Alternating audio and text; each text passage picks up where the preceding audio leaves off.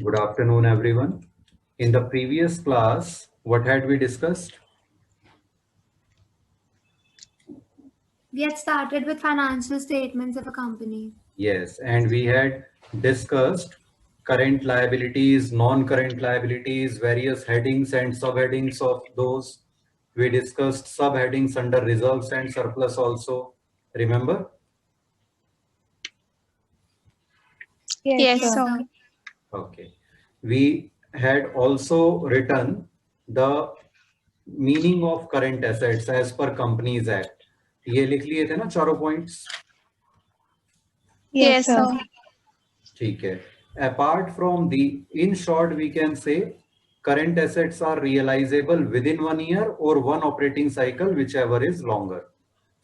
All other assets are non-current assets. जैसे हमने trade payables का एग्जांपल लिया था, वैसे ही अब ट्रेड रिसीवेबल्स का एग्जांपल लेके देखते हैं, वेदर करंट एसेट और नॉन करंट एसेट. ठीक है. आराध्या, पहले वाला पढ़ो. Expected realization period 10 months, operating cycle 9 months. Sir ये करंट एसेट होगा क्यों?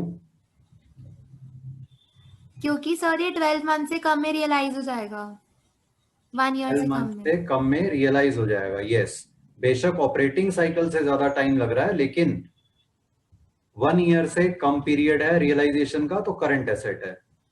ठीक है. Next Sanya.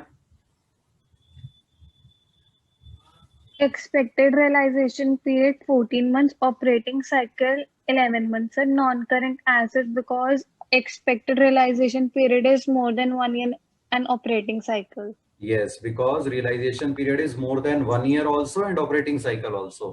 Dia, next one. Expected realization period is 12 months and operating cycle is also 12 months. So it is current asset. Yes, because realizable within 1 year. Aradhya, Yes, next. sir. Expected realization period 14 months, operating cycle 15 months. Sir current asset because एक operating cycle के अंदर वो realise हो जाएगा. Yes, because even though realization period is more than 1 year, but it is within the operating cycle. Dia, next. Expected realization period is 14 months and operating cycle is also 14 months. So it is current asset क्योंकि वो operating cycle में ही हो जाएगा realize. Yes, Sanya, last one. Expected realization period 15 months, operating cycle 14 months. A non-current asset because expected realization period is more than operating cycle and 1 year. Very good. तो clear है concept ये? Yes, sir. Yes. Now we come to the subheadings under non-current assets. The first subheading is fixed assets. और fixed assets के under sub headings हैं. First is tangible assets. कौन से होते हैं? सर जिन्हें हम फिजिकल अपीयरेंस होती है. Yes, land building, machinery, machinery. ठीक है, furniture etcetera. Then intangible assets, ये कौन से होते हैं? सर जिनकी फिजिकल एग्जिस्टेंस नहीं होती है, like goodwill, patent, copyrights, trademarks. Yes. Then capital work in progress.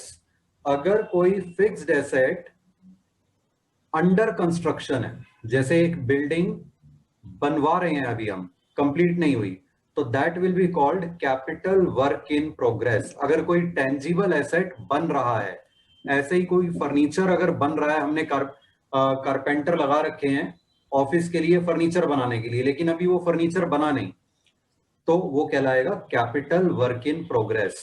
Any tangible fixed asset which is being constructed but the construction is not yet complete. Clear? Yes, sir. तो उस पे अभी तक जितना खर्चा हो चुका है, जितनी कॉस्ट इंकर हो चुकी है, उस वैल्यू पे वो आएगा कैपिटल वर्क इन प्रोग्रेस के अंडर. इसी तरह से कोई इंटेंजिबल एसेट जिस पे काम चल रहा है अभी, लेकिन अभी वो कंप्लीट नहीं हुआ एसेट, तो that will be termed as intangible assets under development. Clear? Yes, sir. Yes, sir. Next, sub heading is non current investments. ये इन्वेस्टमेंट किस किस चीज में हो सकती हैं? प्रॉपर्टी में, इक्विटी इंस्ट्रूमेंट्स मतलब दूसरी कंपनी के इक्विटी शेयर्स खरीदे हो सकते हैं, प्रेफरेंस शेयर्स हो सकते हैं दूसरी कंपनी से खरीदे हुए, गवर्नमेंट या ट्रस्ट की सिक्योरिटीज कोई सब्सक्राइब की हो सकती हैं, किसी और कंपनी के डिबेंचर्स या बॉन्ड सब्सक्राइब किए हो सकते हैं, can be investments in mutual funds, can be investments in partnership firms, हो सकता है हमारी कंपनी ने कुछ पैसा किसी पार्टनरशिप में फर्म में भी इन्वेस्ट कर रखा है, और अदर नॉन करेंट इन्वेस्टमेंट्स। अगर इन सब हेडिंग्स में से किसी में नहीं आ रही तो वो अदर नॉन करेंट इन्वेस्टमेंट्स में आ जाएगी, उसकी नेचर स्पेसिफाई करनी होगी। Clear? Yes, sir. Yes, sir. Investment and partnership form समझ नहीं आया। कोई कंपनी किसी पार्टनरशिप फर्म में भी अमाउंट इन्वेस्ट कर सकती है, एज इन एज इन उनको लोन दे सकती है, ठीक है, उन्हें लोन दिया हुआ हो या उनके कैपिटल में भी इन्वेस्टमेंट की हो सकती है। Okay sir. ठीक है, देन डेफर्ड टैक्स एसेट्स, ये हम ऑलरेडी डिस्कस कर चुके हैं। The difference between tax on accounting income and taxable income when accounting income is more than the taxable income. Yes. Long term loans and advances, next heading. क्या अगर हमने long term के लिए किसी को लोन दिया हुआ है, ठीक है, इसमें फर्दर सब हेडिंग्स आ जाती हैं। Capital advances given for acquiring fixed assets, अगर हमने किसी को लोन दिया हुआ है बिल्डिंग बनाने के लिए या कोई फर्नीचर परचेज करने के लिए तो वो कैपिटल एडवांस होगा। सिक्योरिटी डिपॉजिट्स, जब आप इलेक्ट्रिसिटी कनेक्शन लेते हो या टेलीफोन का कनेक्शन लेते हो तो कंपनी के पास कुछ अमाउंट एज सिक्योरिटी डिपॉजिट रखवाना होता है, ठीक है, वो इस कैटेगरी में आ जाएगा। स्कूल में भी जब आपने एडमिशन लिया होगा तो आपने कुछ सिक्योरिटी डिपॉजिट जमा कराया होगा स्कूल में, ठीक है, वो इसलिए होता है कि अगर कभी फीस किसी मंथ की नहीं आपकी पे हुई तो वहां से एडजस्ट कर सकते हैं स्कूल वाले, या कोई स्कूल का एसेट अगर ब्रेकेज हो गई गलती से आपसे तो वो उसकी पैसे वहां से रिकवर कर सकते हैं, ठीक है, if they are not able to recover otherwise. ये याद रखना, अब आप 12th क्लास में हो, स्कूल से पास होने वाले हो नियर फ्यूचर में, तो अपनी सिक्योरिटी डिपॉजिट जरूर वापस लेके जाना। बहुत से स्टूडेंट्स कई बार भूल जाते हैं सिक्योरिटी, पेरेंट्स या स्टूडेंट्स अब 12th क्लास पास करने के बाद सिक्योरिटी डिपॉजिट अपनी वापस लेना भूल जाते हैं। Other loans and advances, nature to be specified again. Then other non current assets, last heading under non current assets. Long term trade receivable, अभी जो हमने ऊपर एग्जांपल लिए थे कि ट्रेड रिसीवेबल अगर 1 ईयर और ऑपरेटिंग साइकिल दोनों के बाद में रियलाइज होने हैं तो वो नॉन करंट हो जाएंगे, तो वो इस कैटेगरी में आएंगे। And others, sub headings of non current assets, are they clear? Yes, sir. Yes, sir. Then current assets, current assets में भी पहली सब हेडिंग है करंट इन्वेस्टमेंट्स, और इसमें वही सब जनरली फर्दर सब हेडिंग्स हैं। इक्विटी में हो सकती हैं प्रेफरेंस शेयर्स, गवर्नमेंट और ट्रस्ट सिक्योरिटीज, डिबेंचर्स और bonds, mutual funds, partnership firms, other current investments. फिर सेकंड सब हेडिंग आती है इसमें इन्वेंट्रीज। इन्वेंट्रीज मतलब Stock. Stock, very good. Stock किस किस चीज का स्टॉक हो सकता है? Raw materials, raw material, goods and finished goods. Yes. Suppose आपका आपकी फैक्ट्री है फर्नीचर बनाने की, तो वुड आपके लिए रॉ मटेरियल हो गई, जो वुड आपने खरीद रखी है, या मेटल खरीद रखा है, मेटल फर्नीचर बनाते हो तो जो मेटल खरीद रखा है वो रॉ मटेरियल है। वर्क इन प्रोग्रेस उसे कहते हैं जो गुड्स सेमी फिनिश्ड है, मतलब जिन पे काम शुरू हो चुका है, बिल्कुल रॉ मटेरियल भी नहीं रह गया अब वो, लेकिन फिनिश्ड गुड भी नहीं बना, तो वर्क इन प्रोग्रेस। थर्ड होता है फिनिश्ड गुड, जो गुड्स कंप्लीटली मैन्युफैक्चर हो चुके हैं। ये तीनों स्टॉक आइटम्स किससे रिलेटेड है? मैन्युफैक्चरिंग से रिलेटेड है। Raw material, work in progress, finish goods. फिर आता है स्टॉक इन ट्रेड। अब ये कौन सा स्टॉक है फिर? जो सर बेचने के लिए रखा हुआ है तो शायद। फिनिश गुड्स भी तो बेचने के लिए रखे हैं, रॉ मटेरियल भी तो बनाने के बाद बेचने के लिए, वर्क इन प्रोग्रेस भी तो। स्टॉक इन ट्रेड उन कंपनीज के लिए है जो ट्रेडिंग कर रही हैं, यानी जो मैन्युफैक्चरिंग नहीं, परचेज सेल कर रही हैं। एक जगह से खरीदा, दूसरी जगह बेचा, ठीक है? तो उनके लिए होगा स्टॉक इन ट्रेड। और जो मैन्युफैक्चर कर रही हैं उनके ये तीनों होंगे, raw material, work in progress, finished goods.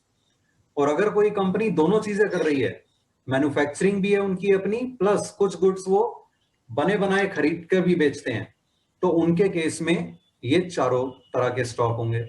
Clear? Yes sir. Yes, sir. Then और मतलब हमें देखना है कि मैन्युफैक्चरिंग कंसर्न है, ट्रेडिंग कंसर्न है कंपनी। किस लिए देखना है? मतलब इन्वेंट्रीज की क्लासिफिकेशन के लिए, जैसे अगर कोई ट्रेडिंग कंसर्न होगी तो सिर्फ स्टॉक एंड ट्रेड आएगा, ये ऊपर वाली 3 चीजें नहीं यस, आएंगी। Absolutely right. अगर आपसे ये क्वेश्चन में पूछा जाए कि एक ट्रेडिंग कंसर्न में इन्वेंट्रीज में क्या सब हेडिंग हो सकती हैं, तो फिर आप पहली 3 वाली नहीं लिखोगे, ठीक है? अगर मैन्युफैक्चरिंग है तो उसमें 4th वाला नहीं लिखोगे। अगर दोनों हैं तो फिर सारी आ जाएंगी। फिर नेक्स्ट है stores and spheres. Stores and कुछ स्पेयर पार्ट्स वगैरह रखे होते हैं चीजों के, मशीन्स के, ठीक है? स्टोर रूम में जिस तरह का सामान रखा होता है ना, कि कभी कोई चीज यूज हो जाए, छोटी छोटी चीजें रखी हुई हैं, पेच रखे हुए हैं कुछ, ये इस तरह की चीजें जो होती हैं, these are called stores and spares. Clear? Yes, yes sir. फिर 6th है लूज टूल्स। जो छोटे छोटे टूल्स होते हैं, जैसे हैमर है, हैमर, स्क्रू ड्राइवर, ठीक है, प्लास होता है एक। तो इस तरह के जो टूल्स होते हैं जो कभी भी काम आ सकते हैं, कुछ भी थोड़ी बहुत रिपेयरिंग करने के या किसी मशीन को फिक्स करने के, these are called loose tools. Clear? yes, sir. Yes sir. तो इन्वेंट्रीज में ये सारी सब हेडिंग्स हो गई। फिर आता है trade receivables. Trade receivables are debtors plus bills receivables. Provision for doubtful debts इससे रिलेटेड होती है। प्रोविजन फॉर डाउटफुल डेट्स को या तो हम लायबिलिटीज में शॉर्ट टर्म प्रोविजन में दिखा सकते हैं, या फिर डेटर्स में से लेस करके दिखा सकते हैं। बेटर अप्रोच ये लगती है कि डेटर्स में से लेस करके दिखा दो, क्योंकि डेटर्स से रिलेटेड आइटम है वो, ठीक है? Yes sir. Then comes cash and cash equivalents. Cash में तो आ जाता है कैश इन हैंड। अच्छा, ये पहले 3 जो है ये कैश में आ जाते हैं। Balances with banks, cheques and drafts in hand, और कैश इन हैंड, ये तीनों हो गए कैश। अब आते हैं हम कैश इक्विवेलेंट्स पे, अदर्स। अदर्स में मैंने आपको बताया था मेनली क्या आता है, marketable securities, very short term investments which are realizable within 3 months period, ठीक है? earmarked balances with banks, for example unpaid dividend, company dividend declare कर चुकी है लेकिन कुछ शेयर होल्डर्स के अकाउंट में वो भी ट्रांसफर नहीं हुआ because of any technical reason, तो वो भी इस कैटेगरी में आ जाएगा। Balances with banks held as margin money, bank deposits with more than 12 months maturity also come under this category। fixed deposit अगर बैंक में है तो। क्लियर? और ये जो Sir, मार्जिन margin money, ये क्या होता है? सर, ये वो हुआ ना कि मतलब लोन सैंक्शन करने के अमाउंट में और जितना एक्स्ट्रा अमाउंट चार्ज करते हैं उसके बीच का डिफरेंस। हो सकता है, एग्जैक्टली मुझे नहीं मालूम, आप नेट पे सर्च करना और मुझे भी बताना, ठीक है? हाँ जी sir. Short term loans and advances, उसके बाद अगर शॉर्ट टर्म के लिए किसी को लोन दिया हुआ है तो, ठीक है, other current assets like prepaid expenses, accrued income, etc. ठीक है? Yes, sir. चलो अभी सर्च करके देखते हैं balances as margin money, है ना?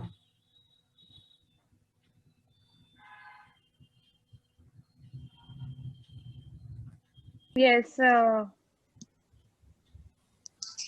Margin money. What is margin money deposited with bank? A margin deposit is the initial amount of money a trader needs to put down in order to open a leveraged trading position. It can be known as initial margin, deposit margin or just as deposit. ये इसका मतलब उसके लिए है, stock trading के लिए, stock trading के लिए, शेयर्स ट्रेडिंग के लिए अगर बैंक अकाउंट में एज मार्जिन मनी कुछ डिपॉजिट करवाया हुआ है बैंक के पास, तो that is called margin money. ठीक है? सर एक बार वापस बताना. अगर शेयर्स वगैरह में ट्रेडिंग करते हैं हम, तो बैंक के पास अगर हमने कोई मार्जिन मनी रखवाई हुई है उसके लिए, ठीक है, that comes under this. It is a LC. Sir मतलब तो एज सिक्योरिटी. हाँ, sort of. Okay.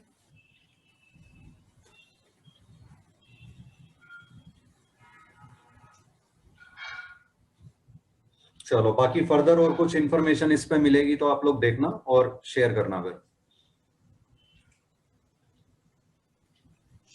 Yes sir. Okay, sir.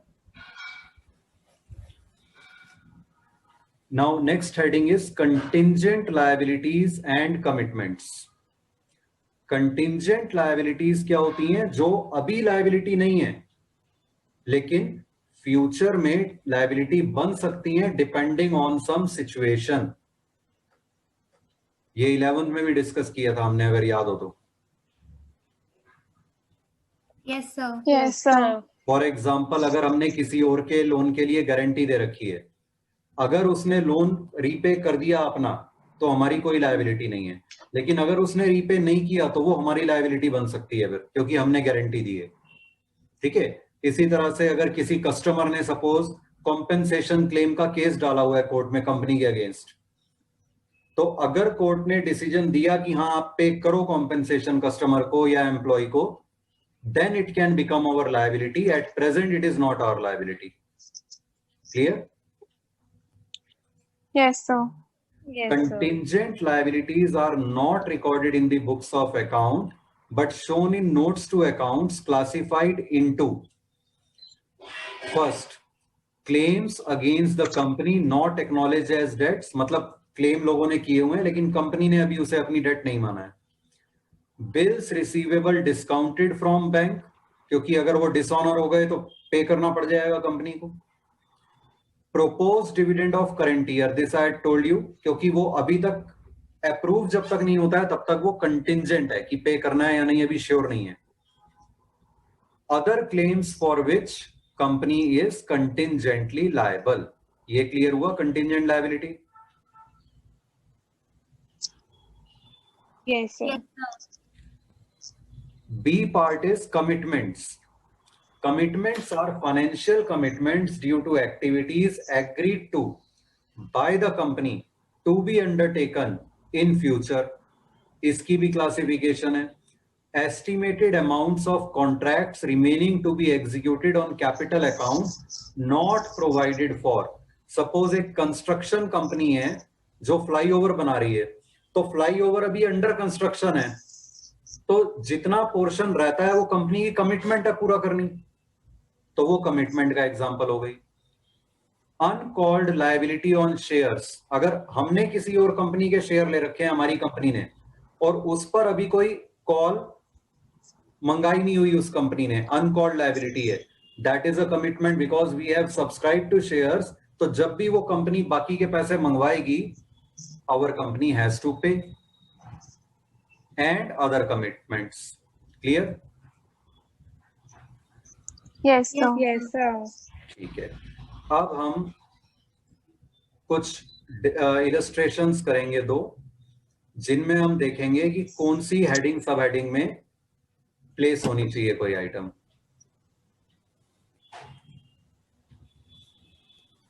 Is this screen visible? Yes, sir. Yes, sir. चलो एक एक करके बताते जाओ फिर फटाफट। आराध्या, ट्रेडमार्क्स कौन सी हेडिंग सब हेडिंग में आएंगे? जब भी आपसे पूछा जाए आपने हेडिंग सब हेडिंग दोनों बतानी है, सिर्फ एक चीज बता के नहीं छोड़नी। ट्रेडमार्क्स बताओ कौन सी हेडिंग सब हेडिंग में आएंगे? सर मेरे को पक्का नहीं पता, मतलब मैं शायद बता रही हूँ, शायद हाँ शायद कच्चा से। बता दो, कोई बात नहीं। Sir current assets, other current assets. Non current assets, fixed assets, intangible assets. ठीक है, ट्रेडमार्क्स, पेटेंट्स, कॉपीराइट्स, ये सारे इंटेंजिबल एसेट होते हैं। ये लिखते जाओ साथ साथ। फॉर्मेट बना लो इस तरह से, illustration 1, under which heads are the following shown as per schedule 3। Item and head, जो जो डिस्कस करते जा रहे हैं वो आइटम लिखते जाओ और उसका हेड लिखते जाओ। सेकंड वाला दिया, prepaid insurance. Sir, current assets, other current assets. Yes, very good. Current assets, other current assets. Sanya, next. What? Calls in advance. Sir calls in advance हमारी एसेट हुआ। Okay. Others? Sir Sir, current current liability. Current liability, क्योंकि पैसा हमें advance में मिल गया है call का, तो करंट लायबिलिटी है। Current liabilities, other current liabilities. यहां तक लिखिए। Okay sir. यहां तक लिख के बताओ, फिर आगे डिस्कस करते हैं।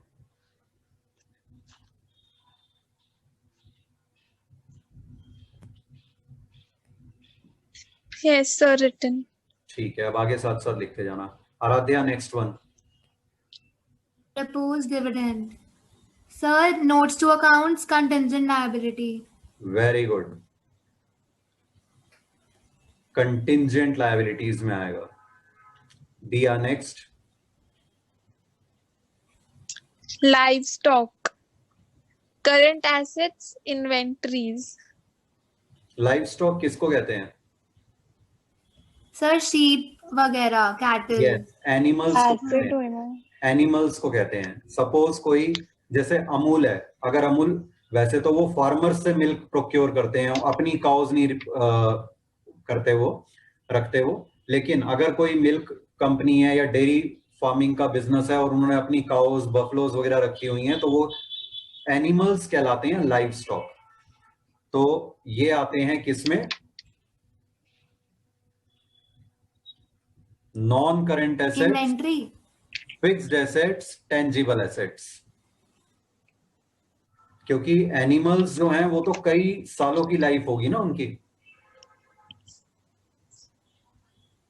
Yes. So non current assets, fixed assets, tangible assets.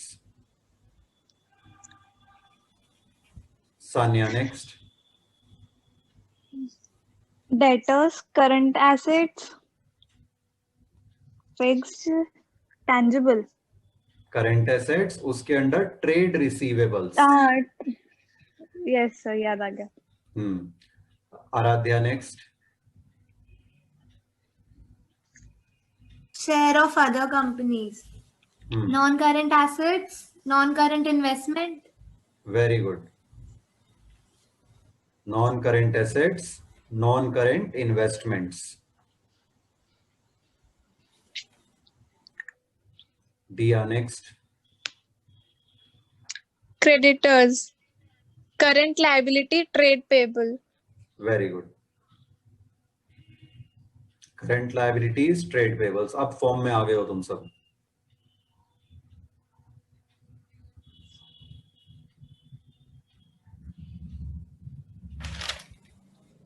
Sanya, next.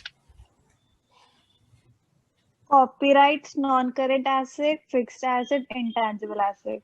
Very good. Non-current assets, fixed assets, intangible assets.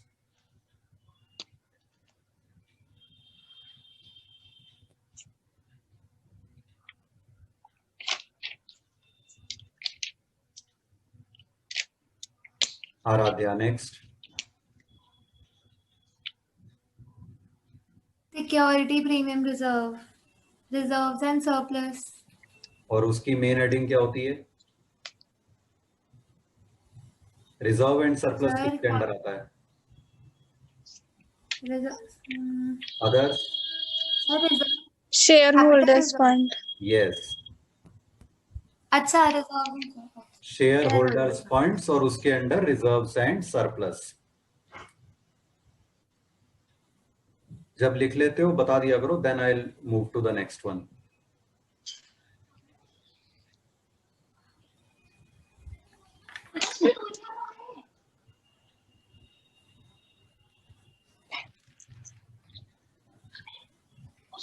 Sir, done. Diya, next. Public deposits, non-current liability. Public deposit क्या होता है? लोगों से पब्लिक डिपॉजिट दो तरह के हो सकते हैं, एक जो हमने लिए हुए हैं और एक जो हमने पब्लिक डिपॉजिट इन्वेस्ट कहीं किए हुए हैं. ठीक है. If nothing is mentioned then we take it as a non current liability. You are right. Long term borrowing, non current liabilities, long term borrowing. Public से डिपॉजिट लिया हुआ है, डिबेंचर्स की तरह ही होता है ये भी.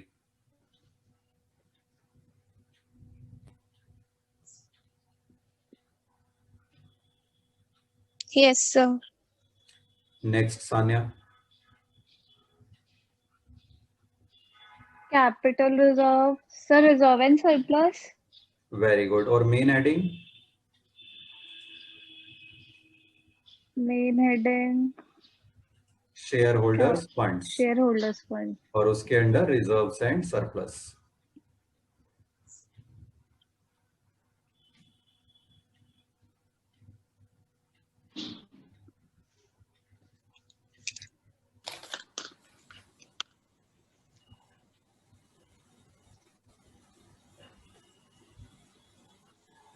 Yes, sir. Aradhya, next. Stock of raw materials, current assets, inventories. Excellent.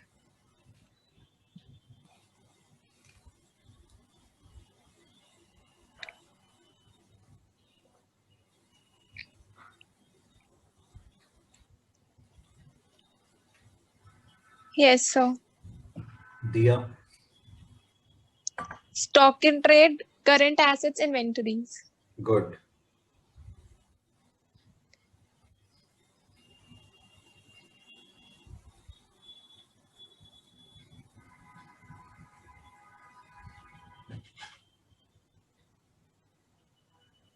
Yes, sir. Sanya.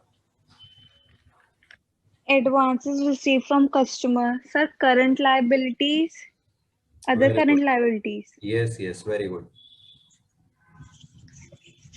Current liabilities, other current liabilities.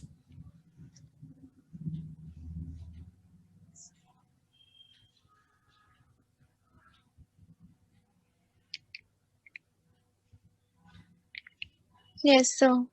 Aradhya. Premium for redemption of debentures. Sir, शायद से reserves and surplus. No. और Other. फिर surplus. Sir, liability. हाँ, liability है क्योंकि देना है ना, प्रीमियम पे करना है रिडेम्पशन पे डिबेंचर्स की. किस तरह की लायबिलिटी? सर वो तो डिपेंड. Non-current. वो तो डिपेंड करेगा. किस पे डिपेंड करेगा? सर की मतलब 1 साल के से कम टाइम में मैच्योर होने वाली है कि नहीं होने वाली है. यस. अगर विद इन 1 ईयर मैच्योर होनी है तो करंट लायबिलिटी होगी, अदरवाइज नॉन करंट होगी. कुछ मेंशन ना हो तो बाय डिफॉल्ट sir. हम इसे नॉन करंट लायबिलिटी मान के चलते हैं. Non current liability, other long term liability.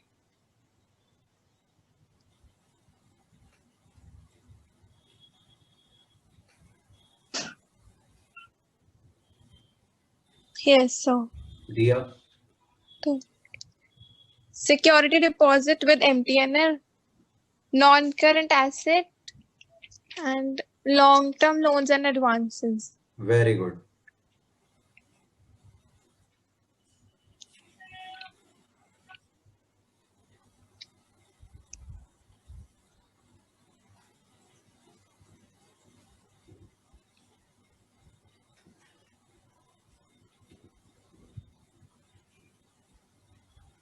Yes, sir. Sania next. Provision for tax, non-current liability. उसके अंदर tax. other current liabilities. It's a current liability क्योंकि कुछ ही टाइम में टैक्स पे कर देना होता है. Okay, current sir. Liabilities, short term provisions.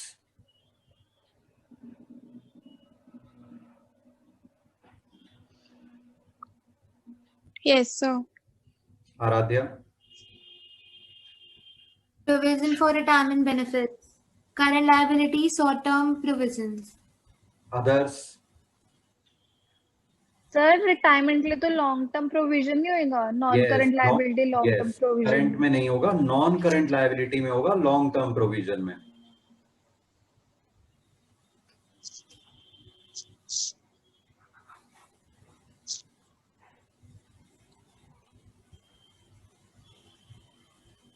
Yes, sir. दिया. Bank balance, current assets, cash and cash equivalents. Very good.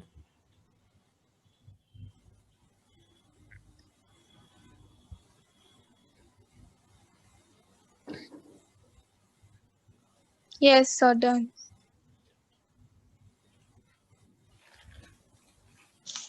बेशक इसी फॉर्मेट में कंटिन्यू करते चले जाओ, सेम चीज है.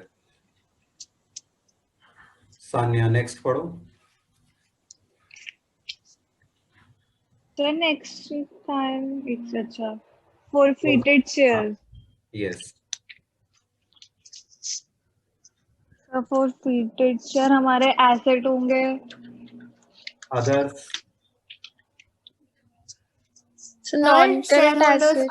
subscribed capital के अंदर. शेयर कैपिटल में सब्सक्राइब्ड कैपिटल के अंदर 3 कैटेगरीज होती हैं. पहली सब्सक्राइब्ड एंड फुली पेड, दूसरी subscribe but not fully paid up, third होती है forfeited shares. So share capital, subscribed capital.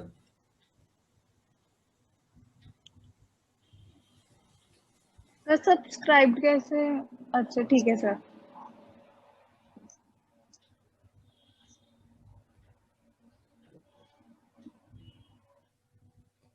Yes, sir. Aaradhya. Call in arrears. Sir मतलब माइनस ही करेंगे. शेयर कैपिटल सब्सक्राइब कैपिटल के नीचे से माइनस होता है. Very good. Subscribed capital deducted in subscribe but not fully paid up.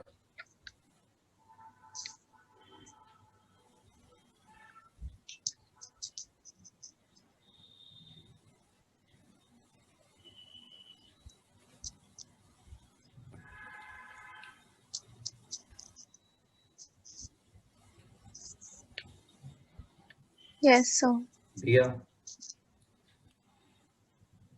Patents, non-current asset, fixed asset, intangible asset. Very good.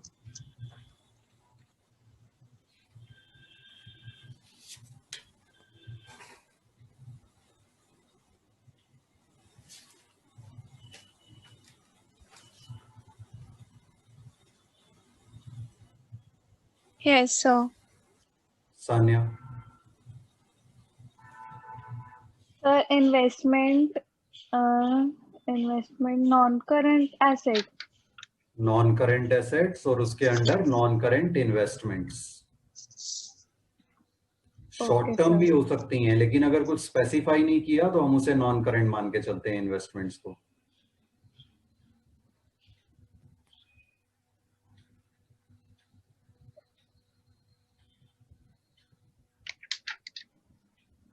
Yes, sir. Aaradhya, sir एक minute, unclaim dividend sir बिल्कुल नहीं पता। Others, Sir, जो dividend unclaimed company dividend. Declare कर चुकी है लेकिन अभी कुछ शेयर होल्डर्स के अकाउंट में ट्रांसफर नहीं हो पाया, उन्हें नहीं दिया दे सके हैं अभी तक। Sir, ये हमारा asset.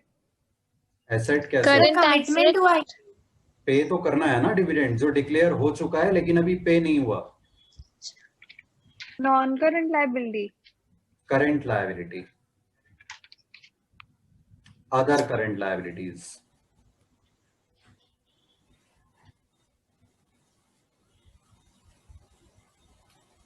कई बार क्या होता है, किसी शेयर होल्डर के अकाउंट नंबर उसने जो दिया हुआ है अकाउंट, अपना बैंक अकाउंट, वो नंबर गलत दे दिया उसने गलती से, तो जब डिविडेंड सारे शेयर होल्डर्स को पे हो रहा था तो उसका क्रेडिट नहीं हो पाया क्योंकि अकाउंट नंबर ही गलत था। ठीक है, बैंक ने रिफ्यूज कर दिया कि ऐसा कोई अकाउंट है ही नहीं हमारे यहाँ। तो उसके बाद कंपनी फिर उसे कांटेक्ट करेगी कि भाई अपना करेक्ट अकाउंट नंबर भेजो, वो भेजेगा तब उसका क्रेडिट होगा। ठीक है, तो इस तरह के टेक्निकल वजह से जो रह जाते हैं वो इसमें आते हैं, दे आर करंट लायबिलिटीज। यहां तक क्लियर? Any doubt anyone?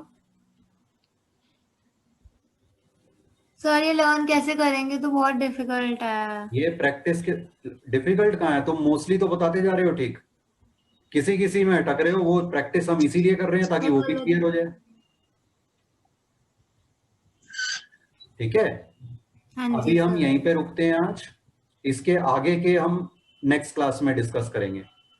ठीक है, any doubt up to here anyone? No, sir. Okay, thank you. Thank you, sir. Thank you.